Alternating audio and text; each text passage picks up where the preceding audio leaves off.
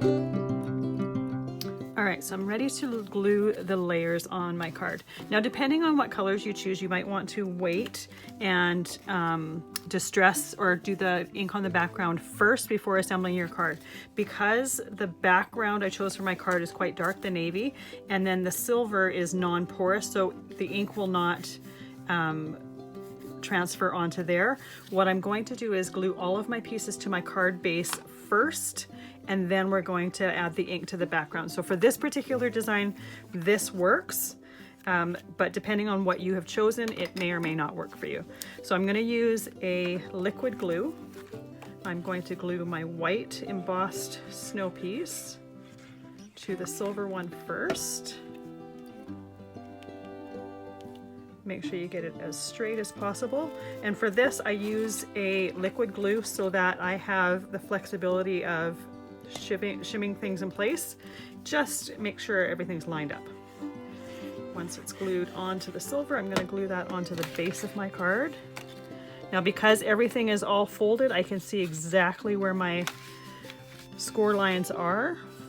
So I'm going to center everything within those score lines. The other thing, because we stamped and embossed the glue on this, not the glue, the snow on this, you want to make sure that your snow is towards the top, because we want our snow falling from the top, from the sky. So just pay attention to that when you're gluing your pieces onto your card base. What you might want to do is glue your mats together and then leave them aside to dry first before gluing them onto your card base. But for this, I'm just going to, glue my layers and then glue them to the card base. And for this particular card, the very top part and the very bottom parts, they aren't matted. So I don't have to glue anything to mats for that. I'll be gluing those directly right to the base of the card. So for this particular design, the only thing that has mats to it is this center strip here.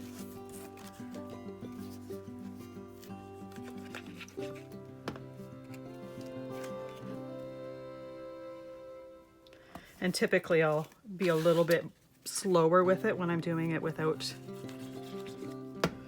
videotaping. I'm trying to do it as quickly as possible with being precise so that the video doesn't end up being too long.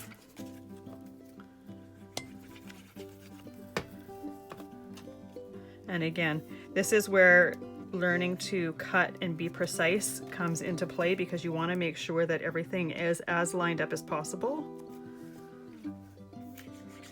And precision definitely helps with that.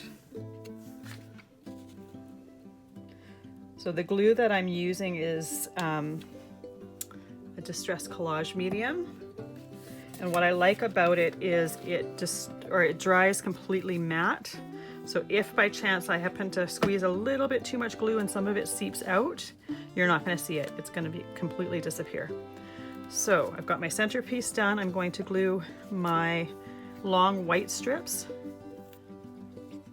to the spots that need it.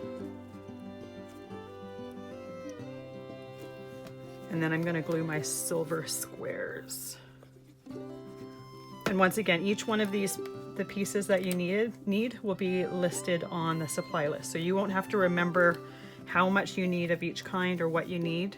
It'll all be written down, and it'll be divided between the cards, because the different cards, while the pieces are the same size, some of them are a little bit different, just to add some variety, just to show you some of the things that are possible, just to show you that you don't have to stick with one particular formula and stay with it. You can change it up a little bit to adapt to whatever it is that you are wanting to do.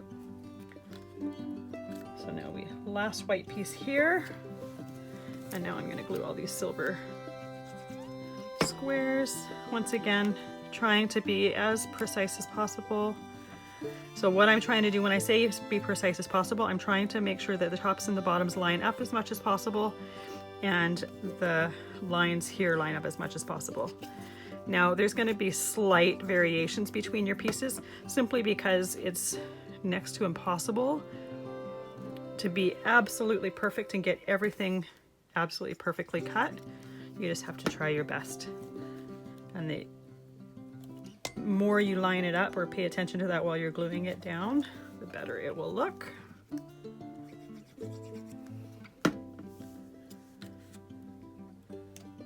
The one thing to be wary of or to watch out for with this glue is I got a little bit on the front of the card, or front of the silver cardstock there, and if I leave that to dry, it'll have a little matte piece on it, so you just want to be careful that you're not getting any glue to on the front of the silver.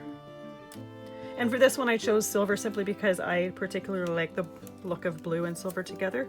You could choose gold, you could use a different color, you could choose a print like the one that I cut.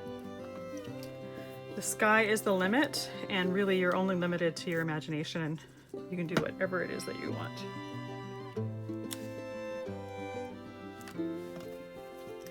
Now just the last few on the bottom here.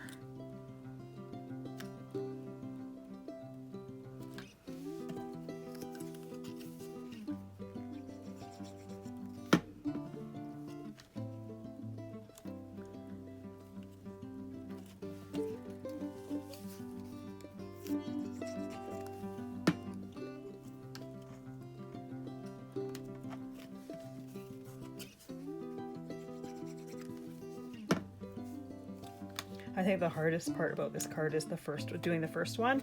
Once you've done it a few times, it becomes easier and easier, knowing what goes where, what needs to fold and what doesn't.